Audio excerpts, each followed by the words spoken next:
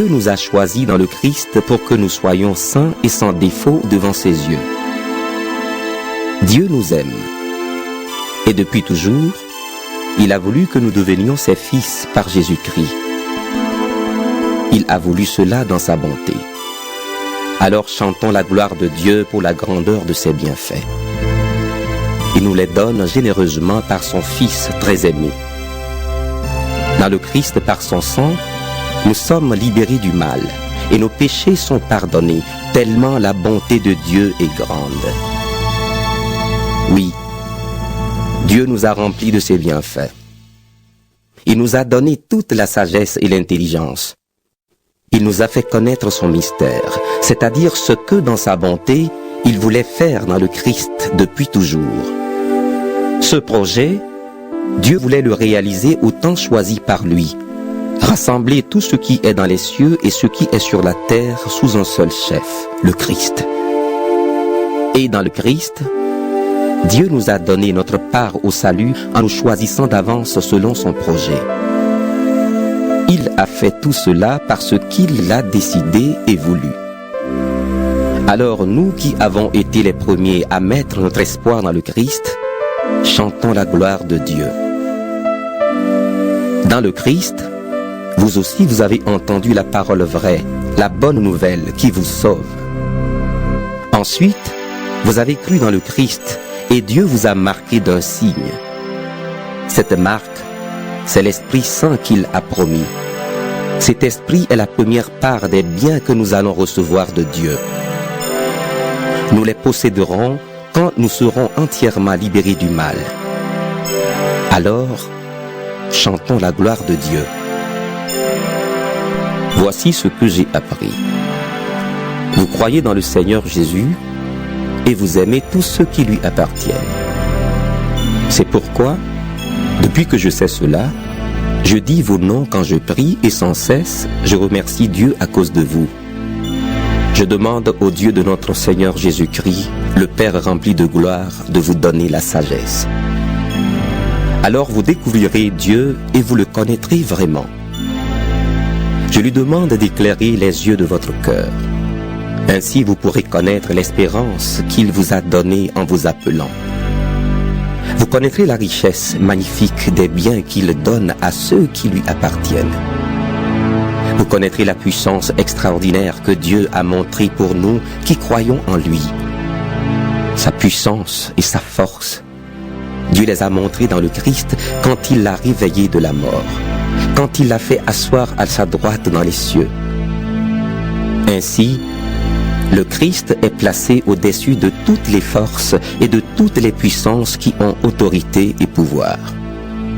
Il est au-dessus de tout ce qui existe, non seulement dans le monde d'aujourd'hui, mais aussi dans le monde qui vient.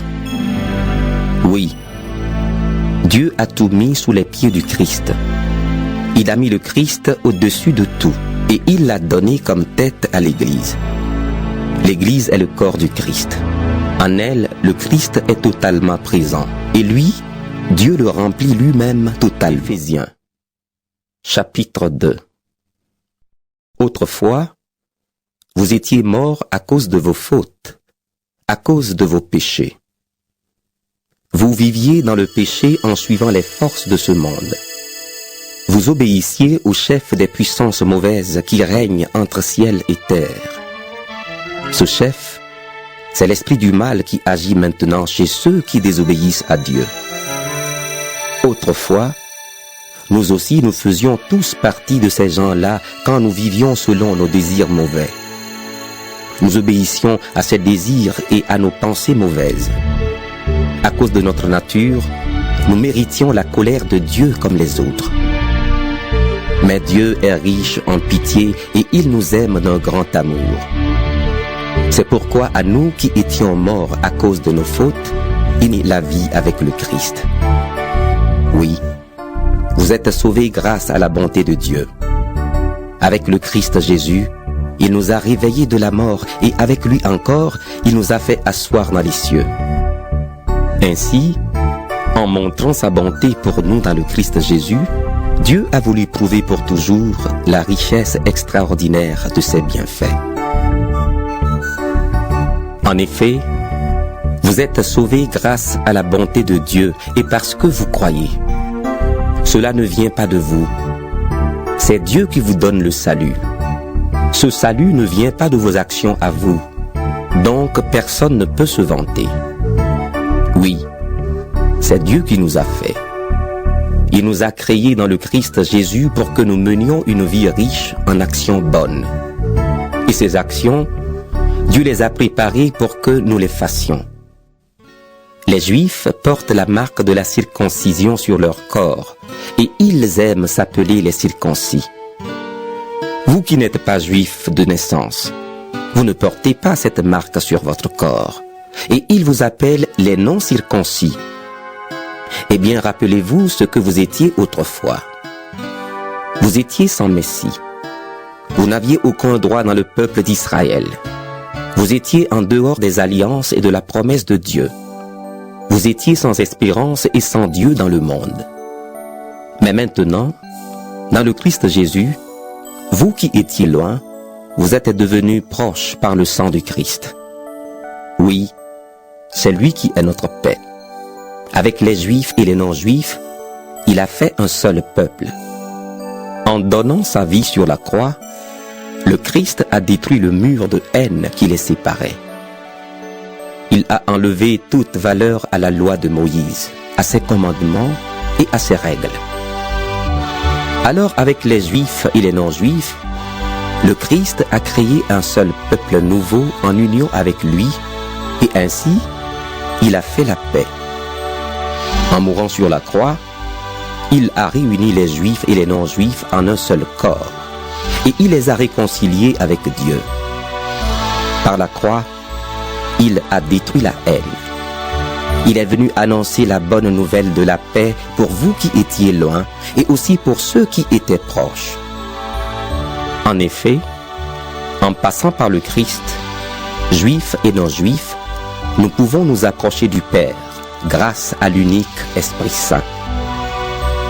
C'est pourquoi vous n'êtes plus des étrangers, ni des gens de passage, mais vous faites partie du peuple de Dieu, vous en avez tous les droits et vous êtes de la famille de Dieu. Vous êtes devenus la maison qui a pour fondation les apôtres et les prophètes. La pierre principale, c'est le Christ Jésus lui-même. C'est en union avec le Christ que toutes les pierres de la maison tiennent ensemble. Et cette maison s'agrandit pour former un temple saint dans le Seigneur. C'est en union avec le Christ que vous aussi, vous faites partie de la maison qui est construite. Et vous formez avec tous les autres un lieu où Dieu habite par son lien. Chapitre 3. Moi, Paul, je suis prisonnier du Christ Jésus pour vous qui n'êtes pas juifs. Vous avez sans doute entendu parler du service que Dieu, dans sa bonté, m'a chargé d'accomplir pour vous, afin de réaliser son projet. Il m'a ouvert les yeux pour me faire connaître son mystère. Je viens de vous en parler un peu. En lisant ma lettre, vous pouvez voir combien je connais le mystère du Christ. Ce mystère, Dieu ne l'avait pas encore fait connaître aux ancêtres. Mais aujourd'hui, il vient de le faire connaître par son esprit à ses apôtres saints et à ses prophètes. Voici ce mystère. En étant unis au Christ Jésus par la bonne nouvelle, ceux qui ne sont pas juifs reçoivent en partage les mêmes biens que les juifs. Ils font partie du même corps.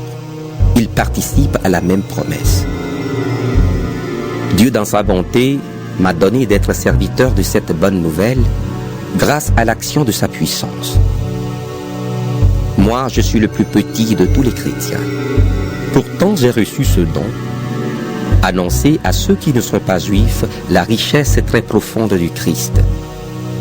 J'ai également reçu le don de montrer clairement comment Dieu accomplit ce mystère. Lui qui est le créateur de toutes choses, il avait caché en lui ce mystère depuis toujours. Alors maintenant, par l'Église, tous ceux qui ont autorité et pouvoir dans les cieux peuvent connaître la sagesse de Dieu. Cette sagesse, Dieu la montre de 1000 manières selon le projet qu'il avait fait depuis toujours. Ce projet, il l'a réalisé dans le Christ Jésus, notre Seigneur. Nous sommes unis au Christ et nous croyons en lui. Nous avons donc la liberté de nous approcher de Dieu avec confiance. C'est pourquoi je vous le demande.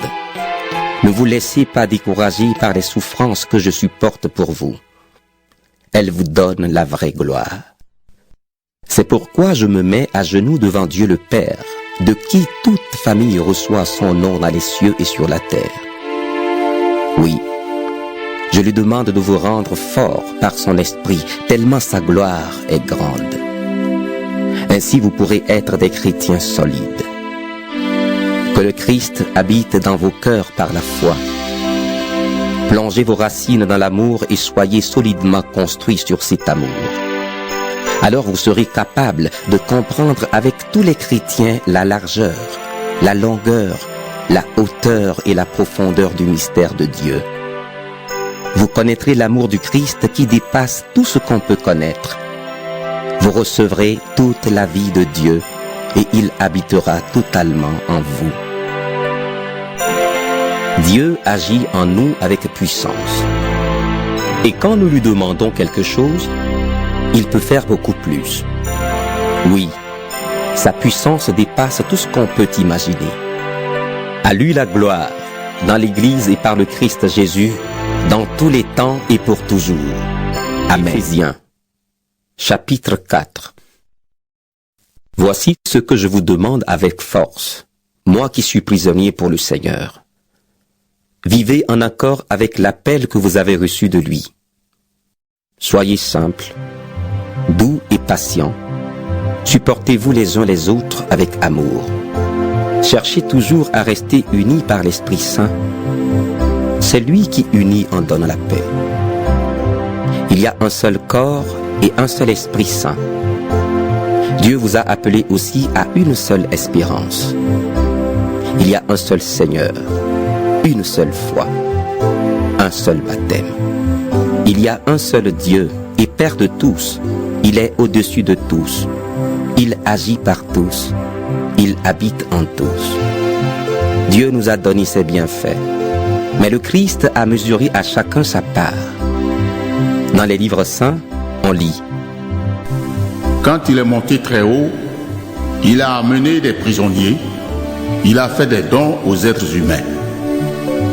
Il est monté. Qu'est-ce que cela veut dire? Avant de monter, le Christ est d'abord descendu dans les régions les plus profondes de la terre. Celui qui est descendu, c'est aussi celui qui est monté plus haut que tous les cieux. Ainsi, il a pu remplir le monde entier. Voici les dons que le Christ a faits.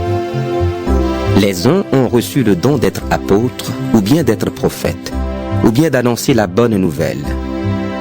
D'autres ont reçu le don de conduire le peuple de Dieu, ou encore d'enseigner. Par ces dons, le Christ a voulu former ceux qui appartiennent à Dieu. Ainsi, ils peuvent accomplir leur service de chrétiens pour construire le corps du Christ. Alors, tous ensemble, nous aurons peu à peu une même foi et une même connaissance du Fils de Dieu. Finalement, nous serons des chrétiens adultes et nous atteindrons la taille parfaite du Christ. Nous ne serons plus des bébés. Nous ne ressemblerons plus à un petit bateau poussé dans tous les sens par les vagues de la mer. Nous ne serons plus emportés ici et là par le vent des idées fausses. Les gens ne nous tromperont plus avec leurs mensonges habiles.